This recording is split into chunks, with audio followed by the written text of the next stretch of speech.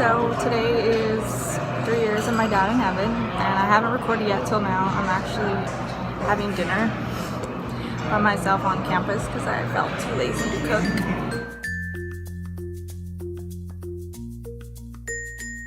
I'm back and sick, but I still don't want you know what I mean? So that's why I'm not reaching out to him, because I really don't want to. My hair is crazy, but I didn't know who to eat with, so I'm on my own today. And yeah, it's really good. Well, I am back at my apartment and I took a little bit of a relax, just killing time on the computer after having the dinner that I mentioned earlier. Now I'm a little bit more in the business mood. I just love planning for this business. I wish I wasn't in school. I wish I was done already, but then if I was done already, I'd wish that I'm already successful. I'd be like, what the heck am I doing right now? So I'm thinking maybe the timing's totally fine.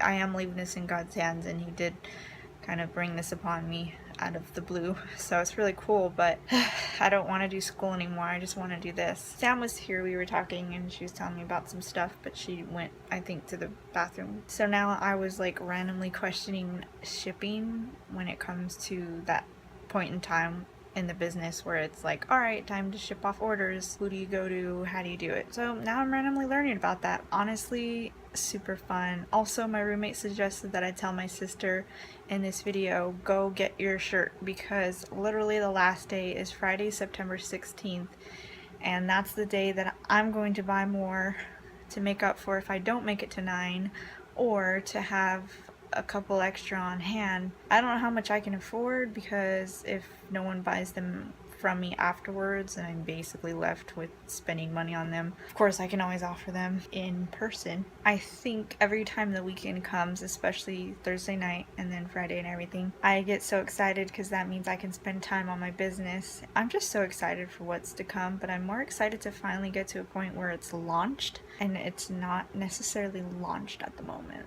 I kind of want to say that there could be a deadline, because now that I'm a part of Zoo Ventures, which is the 10 weeks of coaching and pitching and everything, that means that, especially if my pitch got chosen, then I could, yeah, that's Sam right there. Oh, don't mind me just vlogging the norm. The huge, yeah, that could really help. I lost track of where I was at. I just can't help it because Sam is so, it's just distracting. She's just full of beauty and awe and grace. You're not the only one that feels like that. It's okay. I just said you're full of grace. Yeah. Oh. She is. I don't understand why that was funny. Sam, show us your beauty.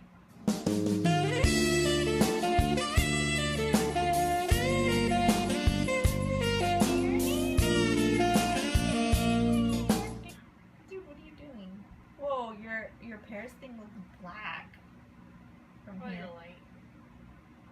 Crazy. Anyway, I'm gonna continue doing what I'm doing and that stuff. Hey, so I'm back and it's 10:47 p.m. Sam left to her parents' house, so I'm by myself in the room tonight, and I feel like even though it's nearing 11 p.m. I really want to start like working on something for the business. My hair's like probably could use a shower. Let's just show you the glorious state of my hair. But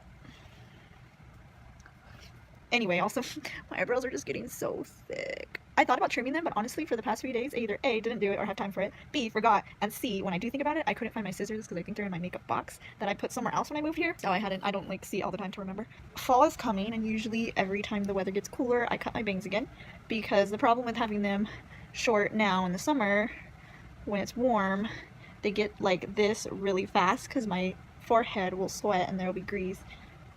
If you are like, hey, I have a greasy face, what the heck do I do about it? I was told by the millions of people who try helping me out with my face that you have to moisturize your face, because the less that you moisturize, the more your face tries to make up for that and lets out oils. So the more moisturized it is, the less reason it has, I guess you could say, to do that. That's what I was told, and what most cleaning products or whatever, that's what they'll say when they explain what's the point of moisturizers. Did I ever show you like a close-up of like my program? Final Cut Pro. Where I want this vlog to go is to exciting places, I guess you could say. And technically my first exciting trip isn't until about 20 something days from now. I'll be going to Virginia, never been there, and we'll be driving to North Carolina, never been there. And my friend Megan, who's getting married, that's the reason why I'm going. I'm saving money by flying to my friend's house in Virginia and then driving down to the wedding. With that being said, either way, there will be some fun vlogs to have, and I'll get to vlog Megan's wedding. Not the ceremony, but the reception. Really stoked to see her get married because I knew her before this guy even came into her life, and I remember the time she just met him, and I remember the time they like started hanging out a lot, and then I remember when they became a thing, and then I remember the day that she got engaged to him was actually shortly after I got in an official relationship. I remember us just being like, oh my gosh, like look at us, look where we're at now and everything, and it's hard to accept because hers went to marriage and mine went to a breakup, and it's like, you just have to remember that you can do everything right and the other person still can just screw it all up. It is not my fault. It is not me who just didn't deserve something, or it's not me who, you know, screwed up and couldn't handle a relationship. It's legitimately, I was with someone who just one day decided, never mind. Like, that's basically how it is. And to this day, I feel so, like I want an apology. I want something, because it's like one day we're in a relationship and the next thing we're not, and I'm over here like, wait, what? You know, and then it's hard because I was investing so much time and energy into this relationship because I wanted to, because I loved caring for someone and I loved investing and growing in a relationship. Honestly, that was the most exciting thing I've ever done in my life, and I will always miss it until I have it again. It's really, really hard to accept that he did that to me. It may not be like the worst thing ever, but it was so subtle. That's why it's so hard to accept, because it wasn't like this obvious, okay, he's a rude, abusive person. Like, it wasn't an obvious reason. His reasons were just selfish, and that's the hardest thing when you're with someone who's selfish. And it's like, of all things, how do you handle a selfish person? Because it's not like he had reason to break up with me because I was bad to him, or I was inconsiderate, or I was the selfish one. The mistakes I made were common, normal human mistakes, never on purpose, you know. Most of the time I was very, very, very full of grace, and he can't tell someone I wasn't, because he told me to my face all the time, you have so much grace, you're so patient with me, thank you. Like, he would realize the things he would do that were hurtful, and then he'd come back to me and apologize. Like, that was an ongoing thing, and then he felt bad about it because he's like, I'm always having to make up for all the mistakes I make, and I'm like, that's okay, because you're learning, you're human. Like, the fact that you're trying to make up for it makes you a good human, you know? Like, you can't be perfect at everything that you do. But he set such high expectations for not only me and himself, but like the relationship in general, and it wasn't meeting his expectations, so he just tossed me off. And I want to laugh because I know he didn't believe in me or give me time to see what, you know, what would happen and develop in my life. He was just so selfish that he thought about himself. This is where I'm at, and this is where she's at, and I want something else. And he wasn't invested in me as a person to even feel like, I want to know what's going on. I want to know where she ends up in life. I want to know what happens after she graduates. Like, it wasn't like I was with someone who was so curious about what I'm going to do with my life. I feel like people, maybe his dad, that type of person that his dad was, might have been feeding into him that I'm gonna, you know, not become successful or something, or that, I don't know why anyone gets scared for anyone who enters the entertainment industry. First of all, there will always be need for video. Second of all, it is always growing bigger. Third of all, there are loads of people in the business. And fourth of all, there are millions and millions of different roles to play. It's not like I want to be the next top director or something. And even if I did, I probably could if I really pursued that. I'm not pursuing that, but that's because I'm pursuing other things. But it's like, are you kidding me? There might have been someone talking down, and he was selfish enough to believe it, I guess you could say. And I didn't want to talk down on him so much because I still care, but the longer I go without talking to him or seeing him, the longer that I don't receive an apology or know that he regrets what he did, or that it's like, hello, you didn't even talk with me and give me a chance, you didn't even let me have a say, you just decided on that night, I'm gonna go break up with her for the dumbest reasons.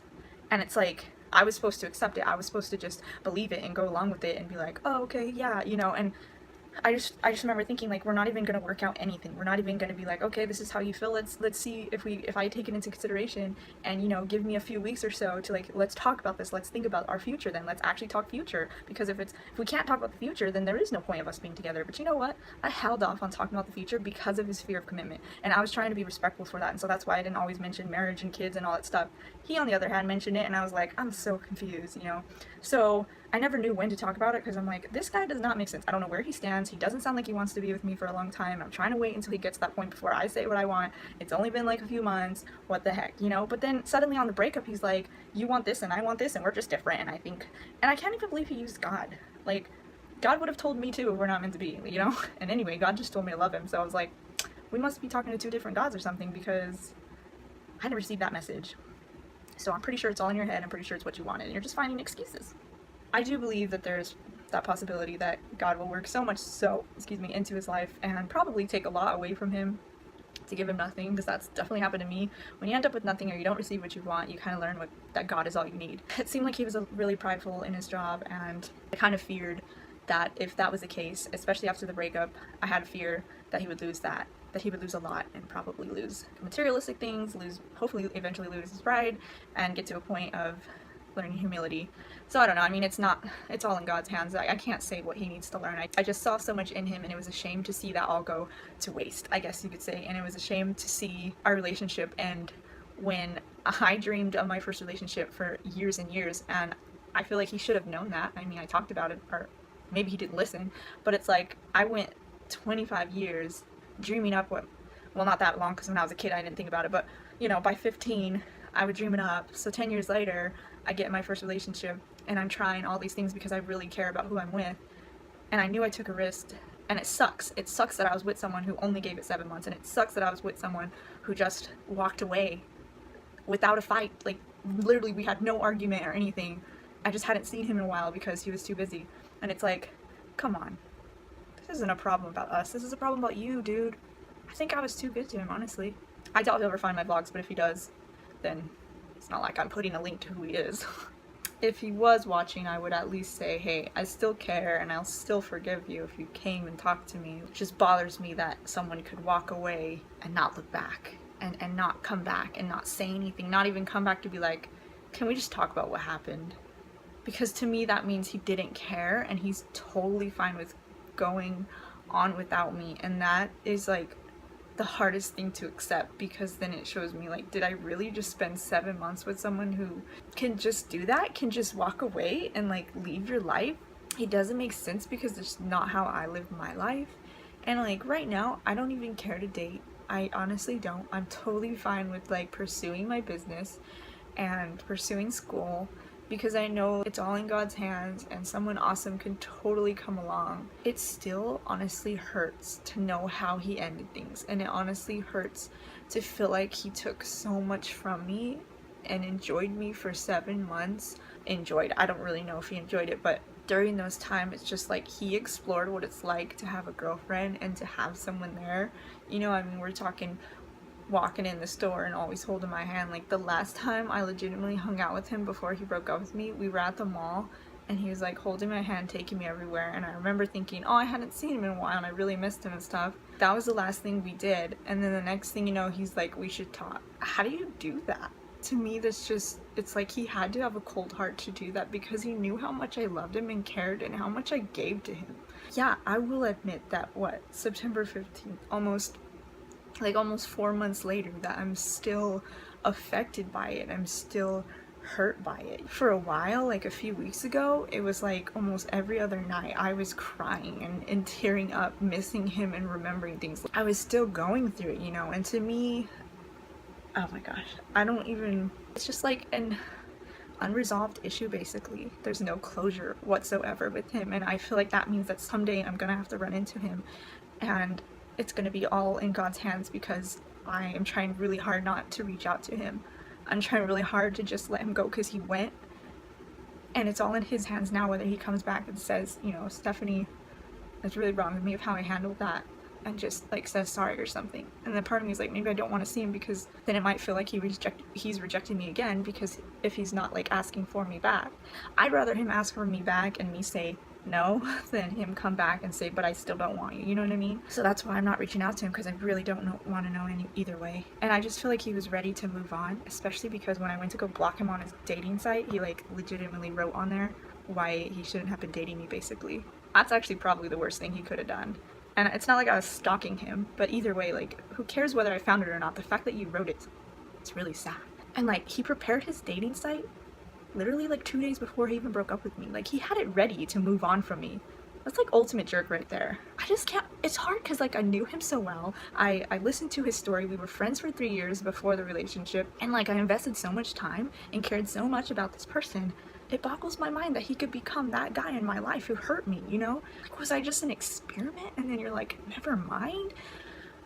These unanswered questions, are gonna be the death of me, but at least I can continue moving on and continue doing my thing. But I kind of hope that maybe someday he will run into me again, or he'll come back, and when he does, I will be successful in the things that I'm doing, and he will see my success in the things I've done and realize that it was him who didn't listen to me, because all along I knew that I would make it somewhere and be someone and do something. Like, I don't know if he knows about me running a business, but kind of hope he finds out someday, just so he realizes he didn't have faith in me. And that sucks when you don't have faith in someone who dreams big and does big things, because then later you regret it, especially when you want connections to free clothes. I'm sorry, that was a long, I even cried, and I don't know, I guess I just needed to get that out. We're just gonna say tonight was an honesty night for September 15th. I hope my dad's partying it up in heaven. 3 years honestly feels like it was not that long ago, but it's crazy to think 3 years went by without my dad. But I will always love him and miss him, and I'll always want him here just to see what he would say to the things I'm doing, and I'll always wonder. But I know he'd want me to keep going. When I graduate, I don't know, have to Photoshop him into my picture or something as a transparent or something. Whoever actually made it this far, thank you so much for listening to me. I still apologize that my eyebrows are minging and they look really awful. I just can't wait to get them fixed. I don't know how long I should go. I do like I plug out the little hairs down here that are really out of place, just so I don't look that crazy looking, but I try to keep them fixed so that when someone goes and fixes them up, but it's like hard to see because they grow weird, you know what I mean? I don't know. And my skin, I stopped my routine and I can't afford to buy a new set of facial products. I might just do like face mask, mud mask things for now, but that's really all I have, so that kind of sucks. There's so many girls out there online who put their like makeup, or don't put makeup on or whatever in videos, and then I see their skin looks almost like mine, really, maybe without the cheek and like my forehead is just, I don't know how to get it smooth. My face is just so I see so many girls put it up there and they're just like talking to the camera, and I'm thinking, it's so nice to see people do that. It's so nice to know that everyone else could probably be going through this, because once more people are doing it, then it looks more normal and then you feel better. Everyone hides it and then you don't want to show it, so you hide it too. I don't know, we all just kind of follow each other along, so you could set a trend. I don't know who I'm talking to. I'm gonna peace out now and edit this video. Bye!